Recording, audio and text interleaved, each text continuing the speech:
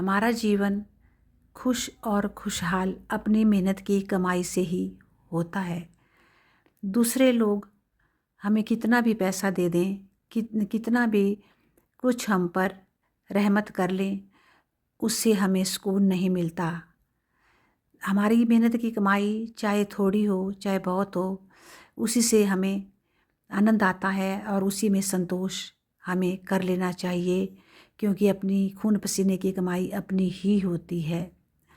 तो एक बार एक सेठ थे, उनके घर के सामने एक मोची जूते बनाता था और वो भगवान के भजन गाता रहता था। पहले तो कभी भी सेठ ने उसके भजन नहीं सुने मोची के। फिर जब वो बीमार हुए तो उन्होंने उसके भजन सुने, और उसके भजन जब सुने तो उनकी बीमारी ठीक होने लगी।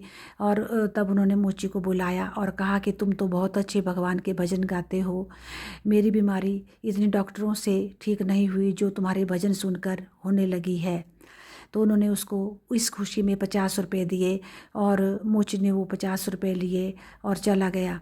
और जिस दिन से वो 50 रुपये लिए, उस दिन से मोची को ना ही रात को नींद आने लगी और ना ही दिन में चैन मिलने लगा, और ना ही ग्राहकों के साथ व्यवहार अच्छा रहने लगा, और ना ही वो अच्छे से जूते बनाने लगा। फिर उसने सोचा कि ये मेरी हालत इन 50 रुपयों के आने से ही हुई है। तो वो वापस गया और उसने वो सेठ के 50 रुपये वापस कर दिए, और फिर उसको उसके बाद सुकून मिलने लगा और पहले जैसा उसका व्यवहार होने लगा।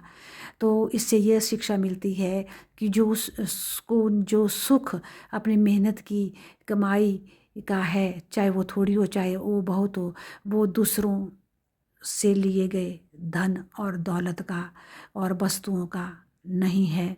धन्यवाद।